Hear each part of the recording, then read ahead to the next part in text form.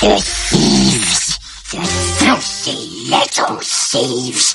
Sauron, the Dark Lord, learned from his last failure. This time, he didn't pick a straight war with the Alliance. He disguised himself as a noble-looking master. He used ancient smithing secrets to lure the elves in. Under Sauron's influence, the elves forged 19 rings of power. The elves kept 3. Those 3 matched water, fire, and wind. The other 16 got handed out. 7 went to dwarf lords. The other 9 went to human kings. Everyone thought these rings would boost their people. They had no idea what was coming. Sauron went back to Mount Doom in Mordor and secretly forged the One Ring, the strongest of them all. That ring could control the owners of the other rings. The moment he wore the One Ring, the leaders of every race would turn into his puppets. The elves were the first to sense something was wrong. Those 3 rings were made by elves alone. Sauron never touched them, but the 9 human kings couldn't break free. The rings fed their hunger until it swallowed them whole. In the end, they fell completely and became Sauron's most terrifying servants. Dwarves didn't get mind-controlled easily, but the rings cranked up their obsession with gold and treasure. A lot of dwarf royal bloodlines got dragged into the abyss by greed. Once the leaders finally realized Sauron played them all, they regrouped and marched to a final battle at Mount Doom. Under the elf leader Elrond's command, the Alliance held the line. They even smashed the orc army until it started falling apart.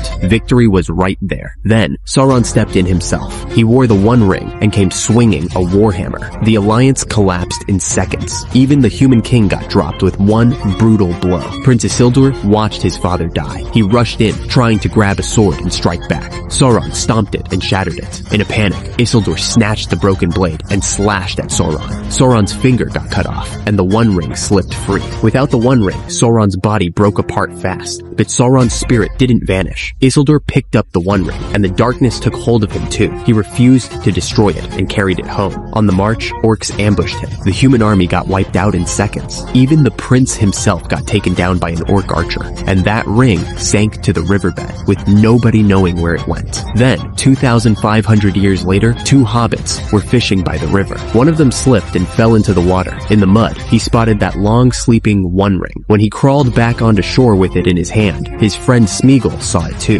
Driven by dark desire, Smeagol choked his friend out and stole the ring. Precious.